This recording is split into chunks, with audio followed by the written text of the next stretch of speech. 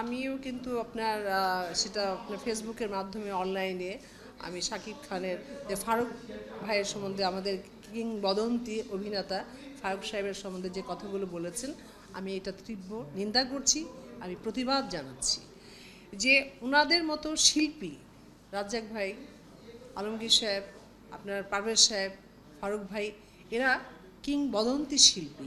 এনারাই কিন্তু বাংলা চলচ্চিত্রকে বাংলার ঘরে ঘরে বাংলার মানুষের মনের মধ্যে কিন্তু পৌঁছে দিয়েছেন। আজকে হয়তো অনেকে অভিনয় করেন না, কিন্তু এই এফডিসির প্রতিটি ফ্লোরে, এই এফডিসির প্রতিটি চত্বরে কিন্তু এনারা আছেন। তো শাকিব খান উনি কি মানে ভুলে গেছেন যে আজকে হয়তো ওনার অনেক নেম ফেম আছে, এটা একটা সময় আমাদেরও ছিল, কিন্তু একটা সময় কিন্তু থাকবে না। তখন উনিও কিন্তু মনে করেন ওনাকে কিন্তু এই ধরনের যদি কথাবোধন বলে তাহলে কিন্তু ওনারও মান সম্মানে লাগবে। তো ওনার বোঝা উচিত যে না, আমারও একদিন কিন্তু সময় চলে যাবে, আমি একদিন সিনিয়র হব। আমি বলবো শাকিব খানকে সিনিয়রদেরকে শ্রদ্ধা করতে শিখো। আর যেটা বলছেন যে আপনি এখন বিদেশি ছবি করে আপনি অনেক বড় হয়ে গেছেন, কিন্তু বড়টা হয়েছেন কোথায়? এই চলচ্চিত্রে, বাংলা চলচ্চিত্রেই। এই বাংলা চলচ্চিত্রের ভাত খেয়ে কিন্তু আজকে শাকিব খান হয়েছেন আপনি।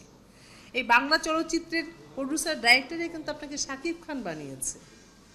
কয়দিন বিদেশি ছবি? দেশকে ভালোবাসুন, দেশের চলচ্চিত্রকে ভালোবাসুন, দেশের চলচ্চিত্রের মানুষকে ভালোবাসুন, শিল্পীকে ভালোবাসুন। হ্যাঁ, অবশ্যই আপনি কোঅপারেশন করুন, 100টা করুন, কিন্তু নীতিমালা মেনে করুন। আমাদের চলচ্চিত্র পরিবারের তো একটাই শুধু কথা, সেটা হলো কোঅপারেশনকে নিয়ে। যে কোঅপারেশন নামে যে আপনার প্রতারণা হচ্ছে, সেটাকে নিয়ে আন্দোলন হচ্ছে। আমরা তো সেটা চাই না, আমরা চাই অবশ্যই কোঅপারেশন হোক, কিন্তু গভর্নমেন্টের যে নীতিমালা আছে সেই নীতিমালা মেনে। হ্যাঁ, কিন্তু নীতিমালা তো মানা হচ্ছে না, আপনার প্রতারণা করা হচ্ছে। তো এটা তো কখনোই চাই না। তাই আমাদের চলচ্চিত্রের পরিবার কখনোই এটা মেনে নেবে না। কারণ আমরা চাই যে আমাদের চলচ্চিত্রের পরিবার না বাঁচিয়ে যদি আপনার অন্য দেশের পরিবার শিল্পীকে বাঁচায়, এটা তো কখনো আমরা চাইবো না। তো কোঅপারেশন হোক, যেটা বিগত আগেও কিন্তু আমিও কিন্তু কোঅপারেশন করেছি। একটি ছবিতে আমরা সুপার সুপার বাম্পার হিট হয়েছে, আপনার বোধহয় জানেন। অন্যায় অবিচার ছিল হলো বাংলায়, আর আপনার হিন্দিতে ছিল হলো এই মুহূর্তে নামটা মনে পড়ছে না আমার, অন্যায় অবিচার ছিল। তো তখন কিন্তু এই ছবিটি কিন্তু সুপার সুপার বাম্পার হিট ছিল, এখনও কিন্তু অনেক চ্যানেলে চলে।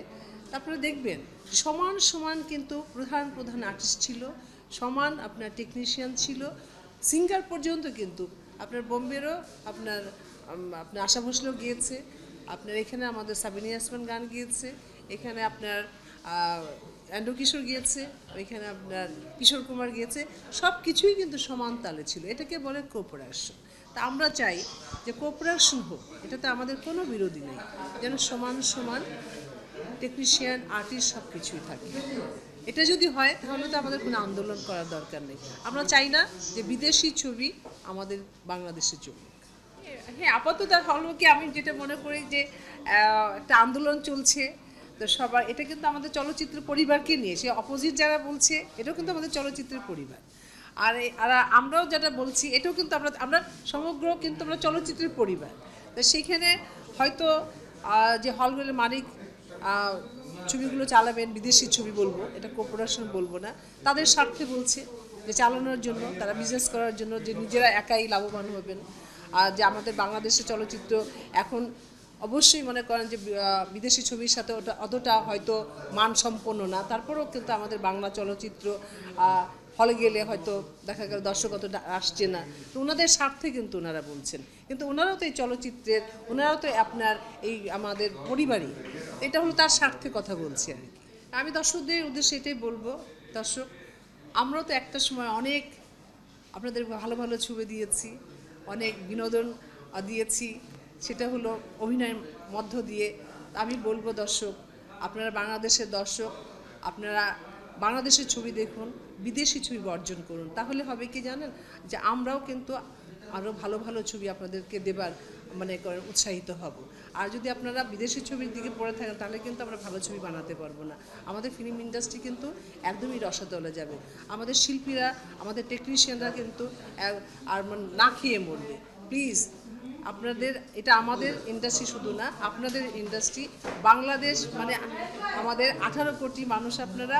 এই 18 কোটি মানুষ প্লিজ বিদেশি ছবি বর্জন করুন, আমাদের বাংলা ছবি বেশি বেশি করে দেখুন, আর আমাদের বাংলা ছবি তৈরি করা উৎসাহিত করুন। আসলে যে বিষয়টা নিয়ে কথা হচ্ছে যৌথ প্রযোজনার সিনেমা, যৌথ প্রযোজনার সিনেমা তো আমরা নতুন করছি না, এটা চলছে আমাদের জন্মের আগে থেকে। যৌথ প্রযোজনায় সিনেমা করেছেন মিঠুন চক্রবর্তী যখন সুপারস্টার ছিলেন বোম্বে, অবিচার, তখন সেটা কি যৌথ প্রযোজনা ছিল না? সেখানে শুধু মিঠুন চক্রবর্তী ছিলেন, সেখানকার তখন নাম করা ভিলেন ছিলেন। আমাদের এখানে তো শুধুমাত্র 2-3 জন আর্টিস্ট ছিলেন, 2 জন নায়িকা ছিলেন, রোজিনা ম্যাডাম ছিলেন, নতুন ম্যাডাম ছিলেন, আর এটিএম শামসুল ছিলেন। তো সেটা যৌথ প্রযোজনা ছিল না? এত কেন বলছেন ভাই? অবিচার তো এখনো হচ্ছে বোম্বে চ্যানেলগুলোতে দেখাচ্ছে, একটা ভালো প্রোডাক্ট তো, চুরি তো আর করেনি অবিচার। যৌথ প্রয়োজনের কথা যদি ধরেন তাহলে দূরদেশ হয়েছে, সামনামানের প্রোডাকশন অনেক ছবি হয়েছে, অসংখ্য ছবি হয়েছে, এখানকার শিল্পী কাজ করেছে, ওখানকার শিল্পী কাজ করেছে, সবার মধ্যে একটা আন্ডারস্ট্যান্ডিং আছে। কেন বাংলাদেশের কলকাতার মধ্যে যৌথ প্রয়োজনা হয়? যেহেতু ভাষাগত ভাবে একটা সিমিলারিটি আছে, কালচারালি একটা সিমিলারিটি আছে। আমরাও ভাত মাছ খাই, মাছে ভাতে বাঙালি, তারাও ভাত মাছ খায়, তারাও মাছে ভাতে বাঙালি। তো এইটা নিয়ে এত পেঁচানোর তো কিছু নেই। আর একটি কুচক্রি মহল আসলে এই ক্যামেরাগুলো যখন এখানে আছে, আজকের কথাগুলো যেমন রেকর্ড হচ্ছে, প্রিন্ট মিডিয়া এখানে আছে, আজকের কথাগুলো যেমন তারা হচ্ছে ছবি তুলে নিচ্ছে, কিছু বাজে লোক তারা মাঝে মাঝেই একটা কথা তুলেন যে কি কাপড়ের কাপড় পরে আপনারা আন্দোলন করলেন যৌথ প্রযোজনার নামে, আর আপনারা নিজেরাই যৌথ প্রযোজনার ছবিতে কাজ করছেন। আরে স্টুপিড! আপনারা সেই ফুটেজগুলো টেনে দেখেন, আপনারা সেই ইগুলো টেনে দেখেন না, যে প্রিন্ট মিডিয়ার যে নিউজগুলো আছে সেটা টেনে দেখেন। স্টুপিডের মতো কথা না বলে, মূর্খের মতো কথা না বলে টেনে দেখেন সেখানে ব্যানারে কি লেখা ছিল। সেখানে ব্যানারে স্পষ্ট লেখা ছিল বঙ্গবন্ধুর সোনার বাংলায় হিন্দি উর্দু ছবি চলবে না। আন্দোলনটা ছিল তখন হিন্দি উর্দু ছবির এগেইনস্টে। তো সেই কথাটা কেন টানছেন? আজ থেকে অনেক বছর আগে যখন নাকি কলকাতার একটা টিম এসেছিল, সেই যে প্রসঙ্গিত পুরো ইন্ডাস্ট্রি যখন এসেছিল যে আমরা আবার অনেকদিন যৌথ প্রযোজনা ছবি স্টপ আছে, আমরা নতুন করে শুরু করি বা আমরা এক্সচেঞ্জ করি, আমরা কিন্তু সেখানে বলেছিলাম যে এক্সচেঞ্জ করার মতো সিনেমা কিন্তু আমাদের দেশে এতগুলো হচ্ছে না, বিকজ টেকনোলজির দিক থেকে আমরা একটু পিছিয়ে আছি। এটা অস্বীকার করার কিছুই নেই, যেহেতু আমাদের এখানে ইনস্টিটিউশন নেই, যেহেতু এখানে আমাদের এখানে তৎকালীন সময়ে মানে আপনার ডিজিটালাইজেশনের তেমন কোনো ব্যবস্থা ছিল না। তো তাদের ছবিগুলোর বাজেটও বেশি ছিল, সব দিক থেকে মান ভালো ছিল।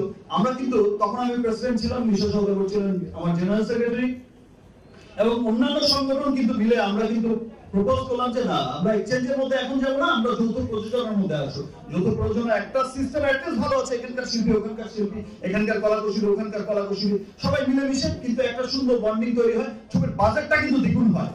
আজকে এখানকার প্রযোজকের যদি একটা 2 কোটি টাকা লগ্নি হয়, ওখানকার প্রযোজকের 2 কোটি টাকা লগ্নি হয়, 4 কোটি টাকায় কিন্তু একটা হিউজ সুন্দর সিনেমা তৈরি হচ্ছে।